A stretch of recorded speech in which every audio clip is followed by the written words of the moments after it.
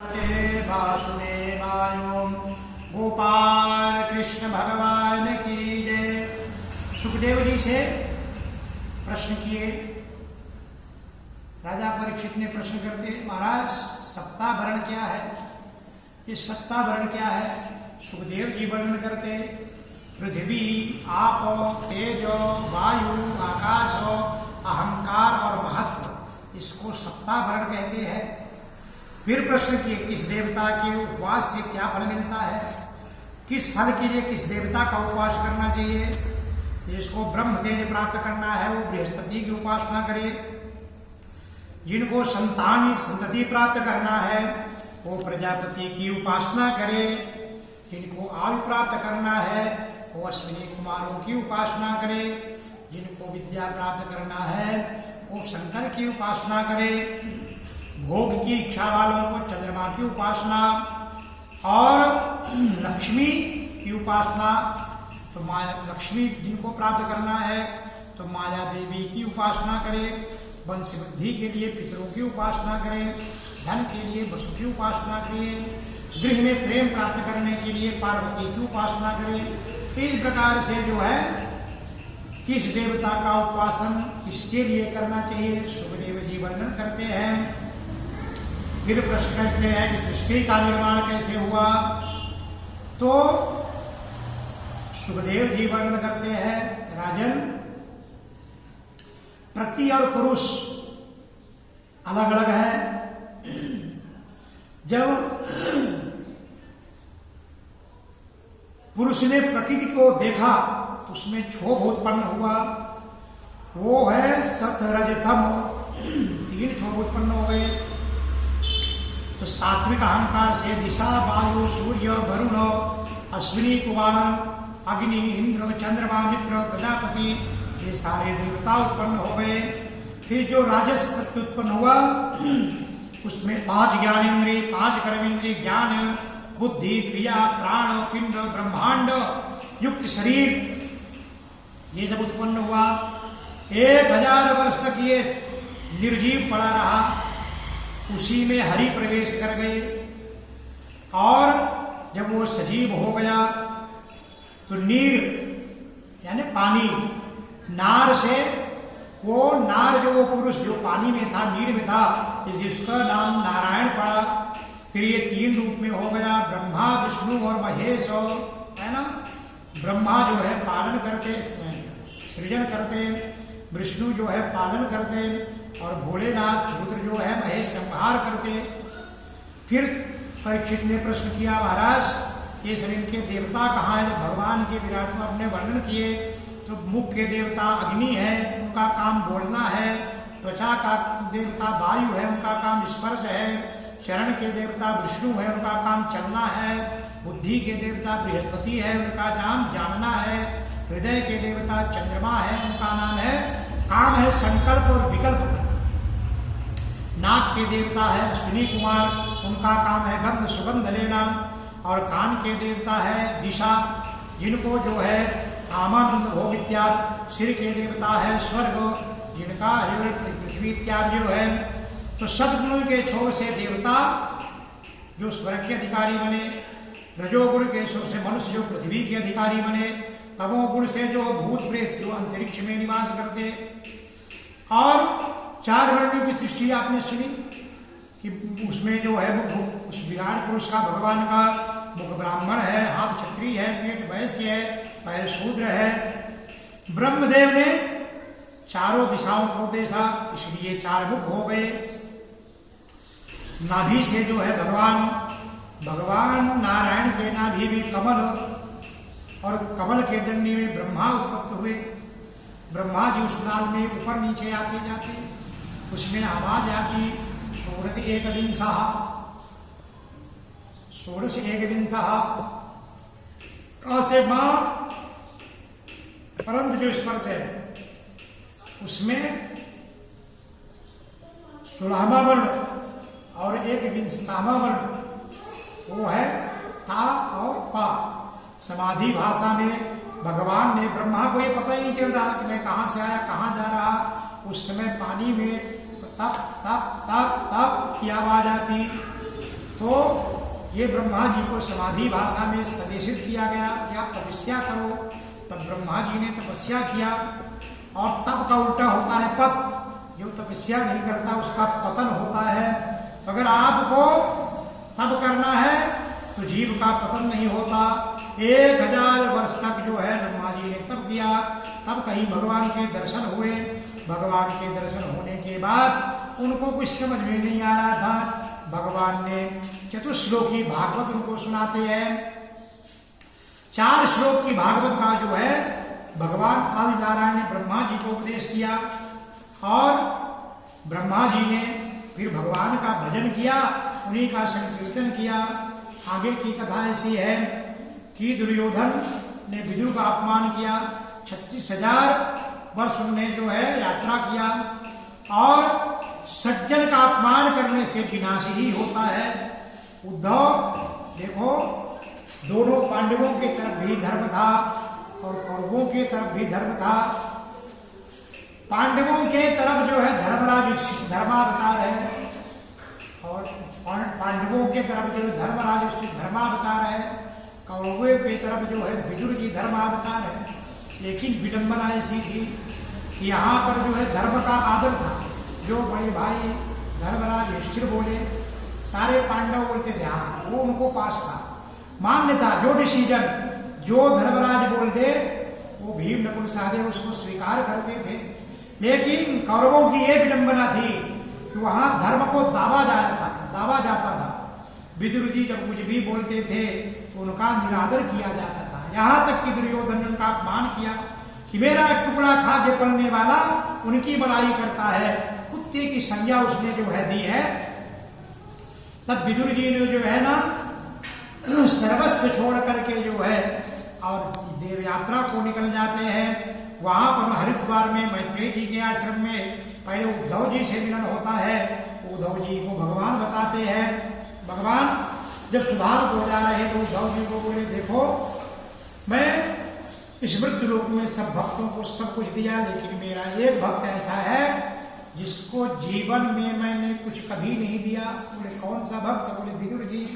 इस भागवत का ज्ञान उद्धव जी को भगवान सुनाते और बताते हैं कि वो ये ज्ञान मैत्रेय जी के माध्यम से मिलेगा। तो हरिद्वार में मैत्रेय आश्रम में उनका मिलन होता है।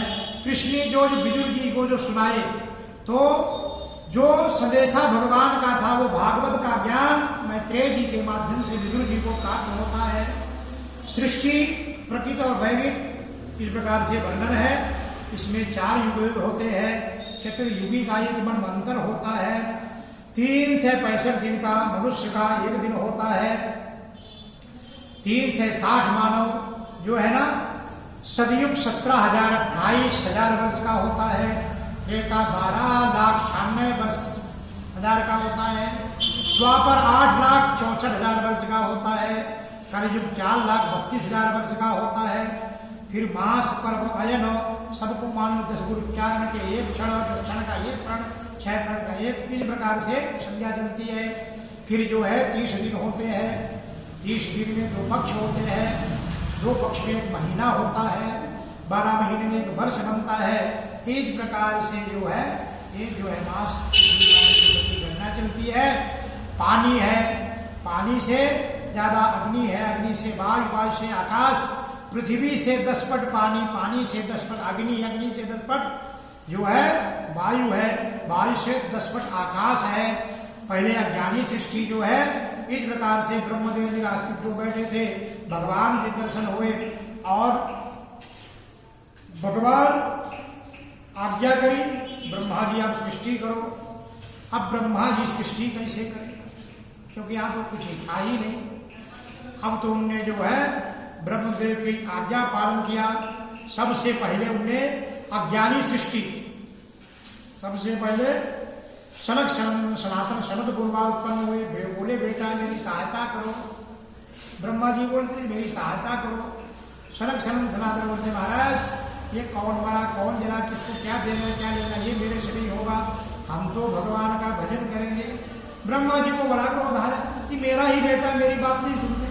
क्रोध आया, क्रोध से रुद्र का अवतार हुआ है ना, भगवान रुद्र अवतार। क्यों? उनके आंखों में आंसू आ गए।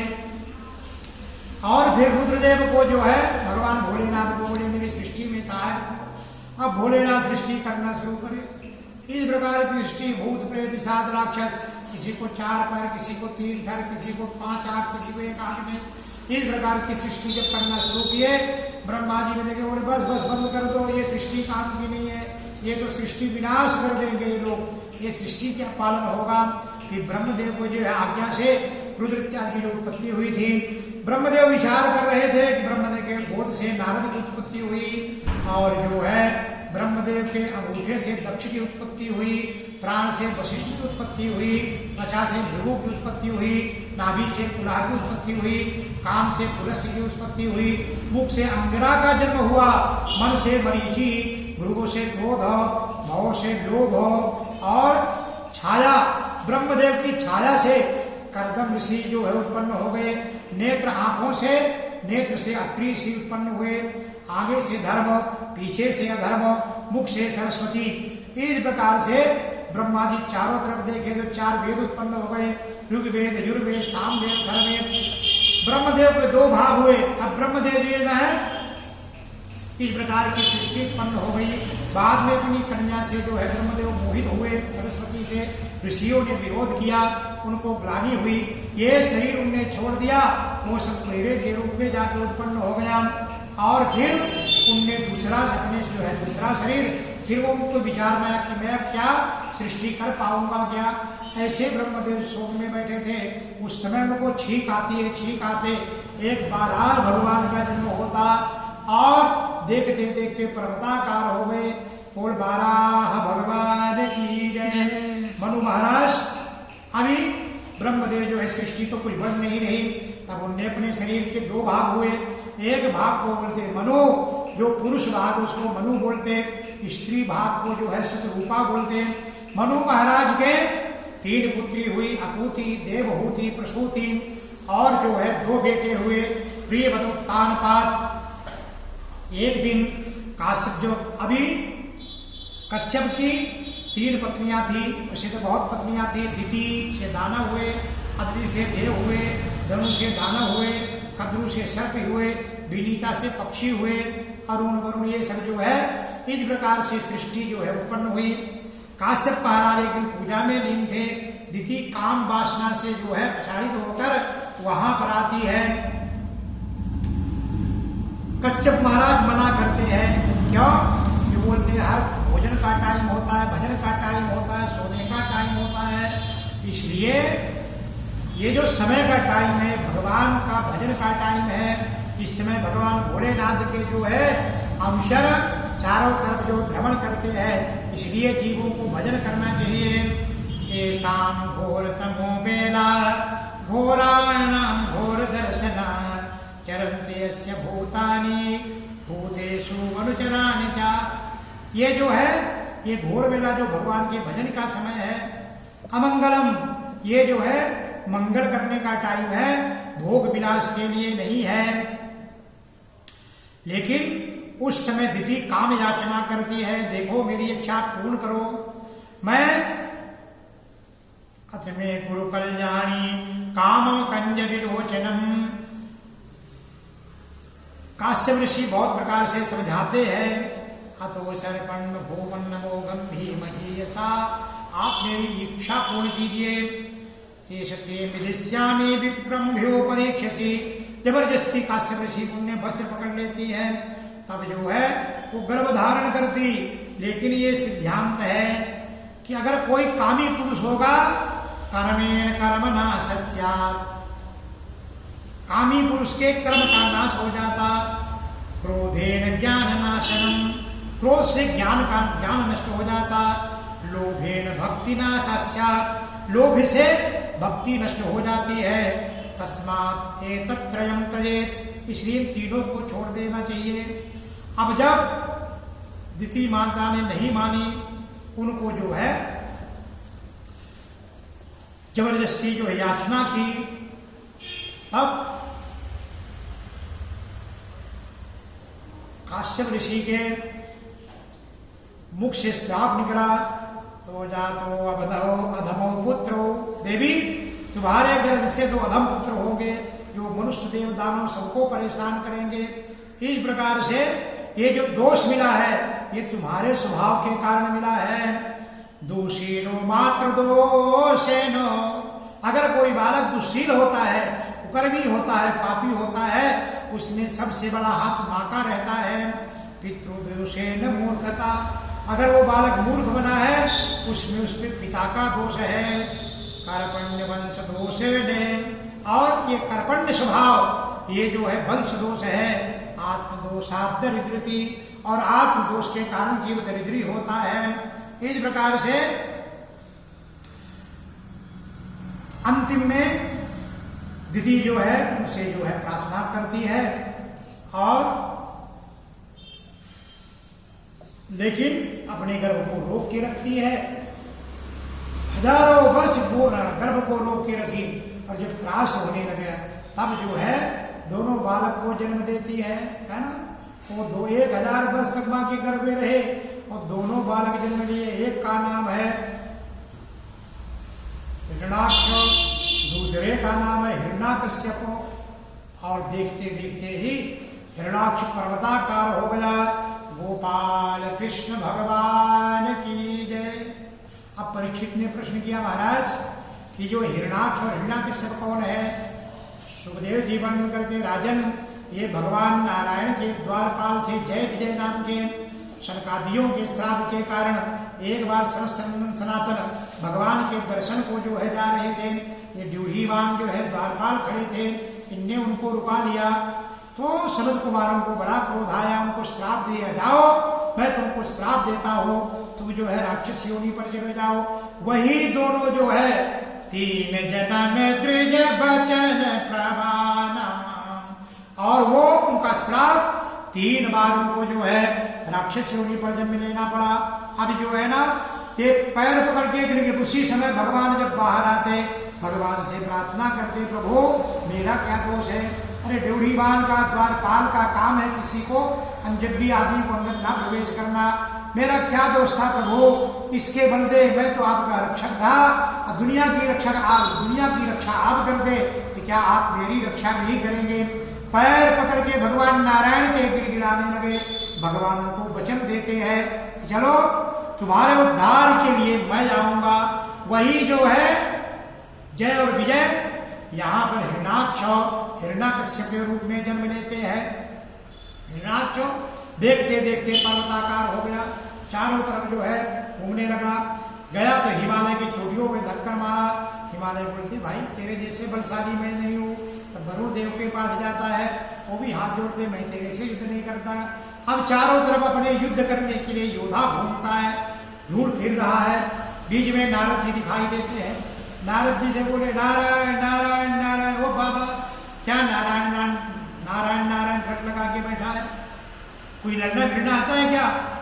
नारद जी बोलते, मेरे को लड़ना तो नहीं आता लेकिन लड़ाना जरूर आता है। फिर बताओ मेरे समान योद्धा कहाँ मिलेगा? बोले जाओ। उसी समय भगवान 12 रूप धारण करके पृथ्वी माता को जो है ला रहे थे। जैसे गया बोलता, बन गोचरा बन गोचर, एक बन गोचर जंगली सुकर ये कहाँ से तू लेके जा रहा है? भगवान पृथ्वी को दाढ़ में लिए थे और लेकर आकर ऊपर टिका दिए। बोले, श्रीमान जी बोलो अब क्या आप बोलते हैं? आप जैसे जो है ग्राम सिंह का है ना, संस्कृत में गाली भी तो अच्छी लगती है। ग्रीपाल बोलते कुत्ते को, और ग्राम सिंह भी कुत्ते को ही बोलते। तेरे जैसे ग्राम सिंह का जो मैं परवाह नहीं करते। इस प्रकार से भगवान और हिरण्याक्ष के बीच में युद्ध हुआ। भगवान ने थोड़ी समय तो खिलाया और एक जोर से मुक्का दिया। नमो नाम मुख से गिरभवन करता हुआ हिरण्याक्ष का अंत हो जाता। गोपाल कृष्ण भगवान की जय। अब जो है हिरण्याकश्यप को बड़ा क्रोध आया। उसने विचार किया, जिसने मेरे भाई का वध किया मैं उसको जो है उसका भी वध करूंगा। तुरंत स्वर्ग पर चढ़ाई किया। भगवान ने विचार किए कि अगर अभी इसका वध कर दूंगा तो मेरा भक्त आना बाकी है। इसलिए भगवान सूक्ष्म रूप धारण करके हिरण्याकश्यप के हृदय तिष्ठते अर्जुन, भगवान तो हृदय में विराजमान रहते हैं। जब चारों तरफ देखा हिरण्यकश्यप स्वर्ग खाली था, अपना झंडा फहरा के जयकार कराया और निकल आया। अभिमानी जीव कभी अपने आत्मचिंतन नहीं करता, दूसरे को गाली भी देगा, उल्टा सीधा बोलेगा, लेकिन कभी नहीं विचार करेगा मैंने गलती किया, क्योंकि आत्मचिंतन नहीं करते वो। भगवान ने समझ गए कि ये पापी आत्मचिंतन नहीं करेगा, इसलिए उसके हृदय में बैठ गए। और जब वो निकल के चला गया, फिर भगवान जो है स्वर्ग के सिंहासन पर बैठ गए। गोपाल कृष्ण भगवान की जय।